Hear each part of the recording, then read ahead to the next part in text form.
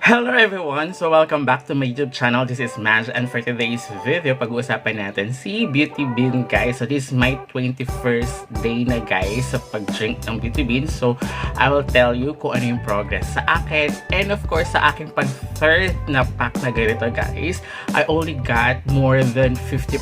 So sabihin ko yan later in this video kung bakit ko nakuha siya ng more than 50% off, guys. So, and then check natin kung legit pa siya. Pero doon ko pa rin naman siya binibili. Kung saan ko binibili yung mga Beauty Bean, Beauty Milk ko, guys. So, stay tuned until the end of this video. So, before we jump into it, make sure you like this video, subscribe to my channel if you have not already, and ring that notification bell so you'll always be updated to my upcoming videos and off-the-clock episode. So, yun, guys. Natanggal ko na siya sa, sa Lazada ko siya nabili, guys. So, doon ko pa rin siya binibili sa, nasa description box naman yung link yan, guys. So, doon ko pa rin siya nabili kung saan ako bibili, guys. Sa Laz Mall pa rin naman. So, kaya lang, dahil 92 pesos ko lang siya nabili, guys. From 300 plus. Kadalasan naman kasi nasa 385, diba, ang kapag bumili kayo ng ganito. So, nakuha ko lang siya for 92 pesos only, guys. So, lalagay ko lang siya sa other screen kung magkano ko siya, kung magkano talaga yung nabili ko, guys. So, pero ngayon, wala siyang, parang meron ba? I don't know kung meron siyang freebies. Kasi like, every time bibili ako, binibigyan niya ako ng freebies. So, parang whitening soap, guys, which is okay na din. Kasi dati bibili si mama ko ng Kojic soap. So, ngayon din siya bibili. Kasi, di ba yung parang, ano yung scrap na ginagawa? Meron pa rin. Ito. Pero ito yung scrap siya na ginagawa, guys. So, ginagamit ito ng mom ko. So, at least din ako bibili. At bibili pa siya ng Kojic soap. So, ayan. Medyo lang, crumple. So, check natin din, guys, kung talagang legit pa rin siya, guys. For only, kasi diba, syempre, dito man sabi, kahit ilang beses pag sa start, bumili tayo is original, then second one, original. Hindi natin alam the next, diba, succeeding. So, dapat, always, sa bibili kayo, guys, i-check nyo lagi. At least si Beauty Bean, makita nyo kung original ba siya or fake. Kasi, nauna si Beauty Bean kaysa kay Freshies, guys. Or si Beauty Milk kay Freshies. So, talagang maraming nagduduplicate no, parang gumagawa ng fake. So, dahil nga mas sumikat siya nung una, so daming gumagawa ng fake. Kaya naglagay sila ng ganito, guys, para to make it sure na original yung inyong na-purchase, guys. So, check natin kung original ba siya. But of course, so yan, guys, i-QR code na natin para at least ayan, i-scan natin. Meron siya sa Viber kung wala kayong QR parang scanner, guys. So, pwede nyo gamitin siya sa inyong Viber. Before nyo siya buksan, guys, make sure na na-QR code nyo, nakita nyo na original siya. Para kung hindi siya original, mas maganda kasi kung sa Lazada or Shopee or sa TikTok nyo siya pinurchase, para at least once na, mahirap kasi pag sa Facebook kadalasan kasi yung mga scam is nasa Facebook. Hindi naman lahat, guys, pero may kadalasan kasi my mom always purchase sa Facebook, which is lagi siyang na-scam, guys, na parang nabibili nga, pero mga almost puro jewelry yung kanyang inaano doon, guys. So here, ayan, it's original, guys. Ayan, nakikita ba? Nakalagay is medyo hindi yata nakikita. Original siya, guys, na nakita ka. So, okay pa rin. So, nakuha ko lang siya for 92 pesos, guys. So, napaka mura niya, guys, dahil ang daming vouchers. Especially kung magpa-purchase kayo. Mas maganda kung magpa-purchase kayo ng madamihan, guys, na ganito. Para at least, kung nga ito talagang ginagamit nyo siya, mas gusto nyo na siya, guys. Pero ako kasi, parang hina ko muna siya dahil meron pa akong another one na titikma, which is pang slimming din siya, guys. And may pang whitening ata din siya. So, stay tuned for that, guys. Which is, may coffee shop, pero meron din siyang iced tea. So, iaano ko yan, guys. I-stay tuned for that video, guys. Kaya, hindi ko muna siya inano. Pero gusto ko muna tikman siya. Pero gusto ko rin sa, bukod sa effect niya, gusto ko rin sa taste, guys. Kaya, ayun. So, matatapos na natin yung 30 days niya, guys. Actually, nararamdaman ko na may effect niya. Hindi lang kasi ako ganun sporty or talaga super exercise, guys. So, yung activity ko hindi ganun talaga ka-active. So, kung sasamahan mo syempre kayo, nag-jogging kayo ng every morning at talagang sanay kayo, guys, which is good, talagang pero ako, guys, napansin ko, like, yan yung mga sinusuot ko, like, mga shorts, medyo lumuluwag na siya, guys, hindi siya unlike before, hindi na siguro halata sa face ko, guys, dahil, kaya talaga siya, I don't know what. Pero sa guys, like this one, dati medyo, mahapit na siya sa akin, pero now, ayan no, medyo maluwag na rin siya sa akin. So, medyo malimig na ata yung pinakulong ko. Kasi, pinako pa siya, sana mainit-init pa. Masarap kasi siya talaga pag hot, guys. Although, kahit super hot dito sa Philippines, I love hot coffee talaga. So, ayan. So, okay naman siya sa akin, guys. Although, hindi siya ganun katapang, ka-sweet yung, guys. Kasi nga, stevia yung kanyang ginagamit, which is okay naman din, guys. Dito kasi, may glutathione siya, tsaka collagen na. So, parang 3-in-1 na rin siya. Hindi siya yung 3-in-1 coffee na, pero 3-in-1 na effect nga for you guys. At least, this one, hindi siya ganun ka-sweet, which is much healthier. Hindi ko sinasabi na super healthy, pero much healthier siya sa other coffee na inu-inom natin na talagang puro sugar, which is marami akong napapanood niya. Yun nga, parang konti na yung coffee, pero mas maraming sugar yung, diba? So, mas okay na rin yung ganito. At least, nababawasan. Kaya ka siguro, mas nagiging slim dahil nababawasan yung sugar intake mo sa katawan. Diba?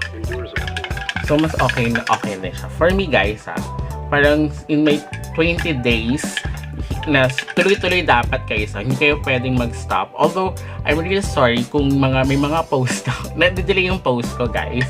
Minsan kasi pag inaantok na ako, guys, I also drink yung sa freshest melon, guys. Parang kapag once na ininom ko kasi siya, parang biglang inaantok na ako. So, paminsan, akala ko na post ko na siya, parang gano'n. Hindi ko pala siya na post. So, kadalasan kasi ko post ako mga 11 PM, guys. For this, pa ako, diba?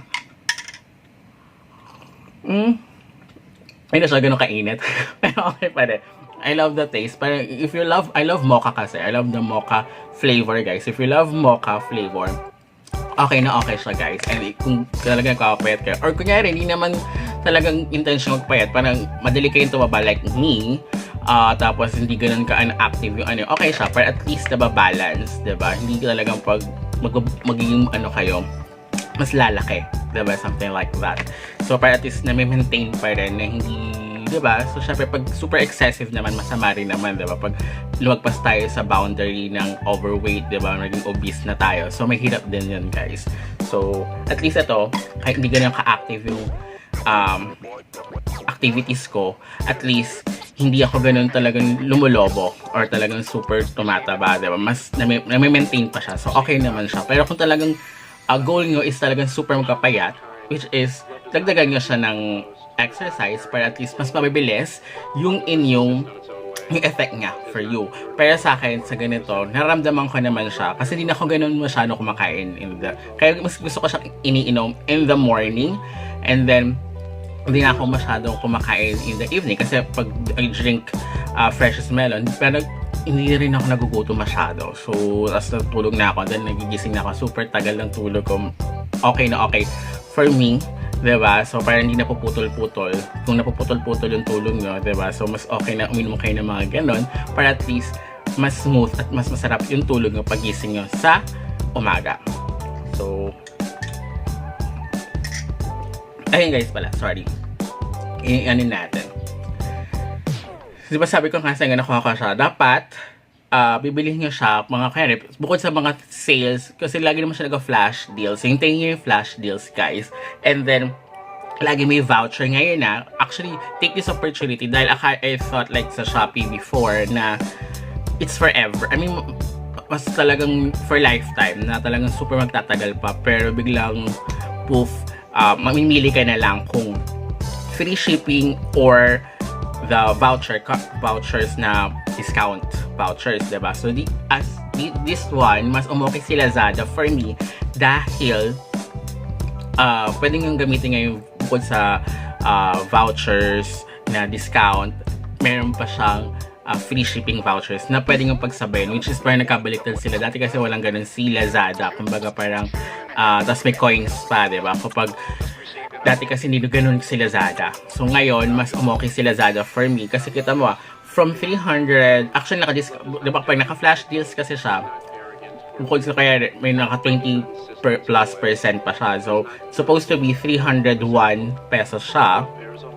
Dapat kasi nasa siya 385, pero meron dahil sa flash deals ko siya nabili, naging 301. So I think mga nasa 20 or 25% off, and then may 40% off pa si vouchers si Lazada, guys. Actually hindi siya umaga in the whole day. So you need to wait kasi meron siyang 12 noon ata and then 6 PM. Hindi ko nakaabutan yung 12 noon, pero parang napahappy ako yung 12 noon, 12 to 2 PM. So meron siyang time range. And then, lagi ko nakukuha is 6 PM to 8 PM siya, guys. So, may 40%. So, kaya naging may less pa siya.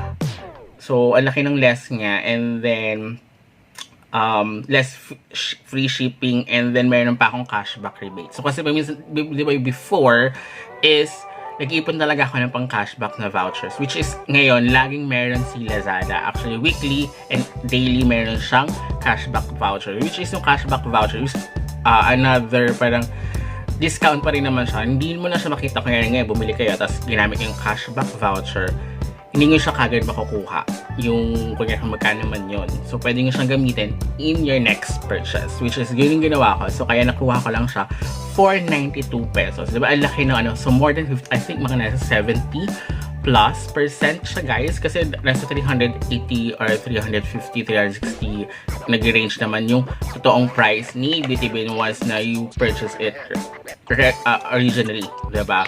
So at least ngayon nakuha ko lang siya for 92 pesos. So ayan, guys. So at least ayan for 92. Sorry, basag yung yung phone. Nahulog kasi siya and then yun, nabasag siya. Nagulat ako. Ang bilis. Unlike sa other phone ko, kahit nahuhulog, hindi ganun nabilis na basag. Ito, ewan ko, bigla lang siya nabasag. Pagkakita ko nahulog kasi. Kaya dapat, pag basta yung hands nyo, huwag yung kagad hawak ng phone. Kasi talaga possible yan na but okay pa naman siya, gumagana pa rin naman siya. So ayan, guys, and then yun nga, mayroon mga coins where you can collect coins, which is pangdagdag din siya. Pero hindi lang actually ito kay Lazada, hindi lahat ng parang shops pwede mong gamitan ng coins. So kailangan mamili kayo. So this one, I think pwede siya. So nakikita ko naman siya, hindi siya nagre-reflect kasi. Unlike kay Shopee na mayroon kang option na you can use coins, guys. So anyway, so yun, guys. So ganun yung siya gawin, guys. That's my tip for you. Kung gusto nyo mas makamura, makakuha ng mas mura ng ganito. So kung for example, nag-purchase kayo, nakita nyo na ganun yung price, damihan nyo na para at least mas mura yung makuha. Diba? So pwede kayo makuha times 3 for this one. Diba? So mas okay na okay. So, and then masarap pa yung kanilang product, which is I really love it. But yun nga, kasay ko pa rin kasi yung nang pagsabay-sabayin lahat, guys. Pero may nakita kasi akong bagong, although hindi naman siya, for me bago siya, nakita ko lang, pero I think hindi siya ganun kabagong bago. So nakita ko lang siya, which is may iced tea kasi, and I really love iced tea. I miss iced tea, Nestle iced tea. So that's why I really want to try that first. Slimming din siya. Pero meron siyang coffee and then meron din siyang iced tea, slimming tea, something like that. So until next time, guys, goodbye.